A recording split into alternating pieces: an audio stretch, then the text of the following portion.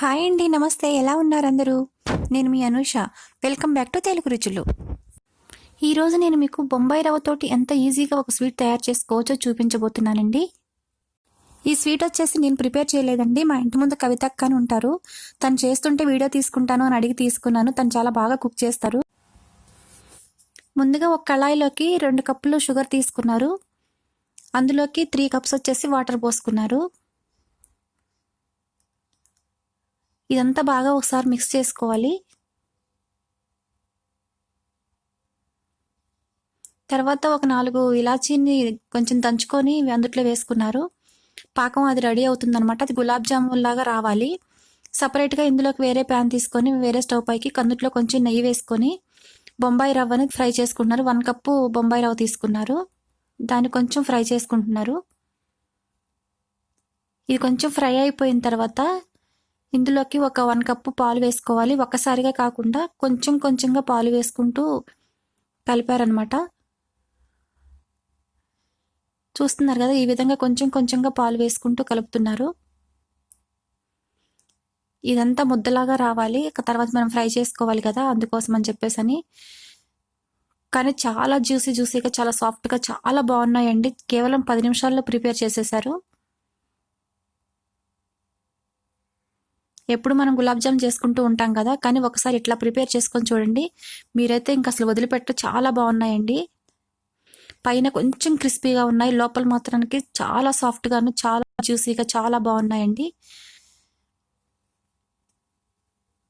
ఇప్పుడు పాకంలోకి కొంచెం లైట్గా ఫుడ్ కలర్ వేసుకుంటున్నారు. అది పూర్తిగా ఆప్షనల్ అండి. మీకు నచ్చితే వేసుకోండి, లేకపోతే లేదు. అక్క మాత్రం కొంచెం వేసింది. అదంతా ఒకసారి మిక్స్ చేసుకొని, దీనికి ప్రత్యేకించి పాకం ఏం అవసరం లేదండి. మనం గులాబ్ జాముకి ఎలా తయారు చేసుకుంటామో అలాగే తయారు చేసుకోవాలి. తర్వాత ముందుగా ఉడకబెట్టుకొని ఉంచుకున్న బొంబాయి రవ్వలోకి కొంచెం కొబ్బరి పొడి వేసుకున్నారు. తర్వాత కొంచెం డ్రై ఫ్రూట్స్ వేసుకున్నారు. ఇవి కూడా మీ ఆప్షనేనండి. డైరెక్ట్గా అలా కూడా చేసుకోవచ్చు రవ్వతోటి, కాకపోతే ఇంకొంచెం టేస్టీగా అట్లా చేశారనమాట. అందులో కొంచెం పాలు మిక్స్ చేసుకొని దాన్ని చిన్న చిన్న బాల్స్ లాగా తయారు చేసుకున్నారు. ఆ తర్వాత కొంచెం ప్రెస్ చేసి దాన్ని స్క్వేర్ షేప్లో కట్ చేసి పెట్టారు.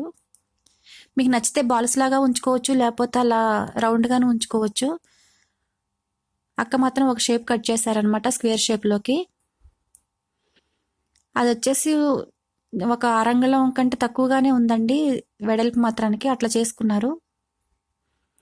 ఎక్కువ మందంగా చేసుకుంటే లోపలికి జ్యూస్ దిగదండి. ఇలా జ్యూస్ అబ్జర్వ్ చేసుకొని చాలా బాగున్నాయి ఇవి. వాటిని కొంచెం వేడైపోయిన ఆయిల్లోకి వేసుకొని ఒక్కొక్కటిగా వేసుకొని ఫ్రై చేసుకోవాలి.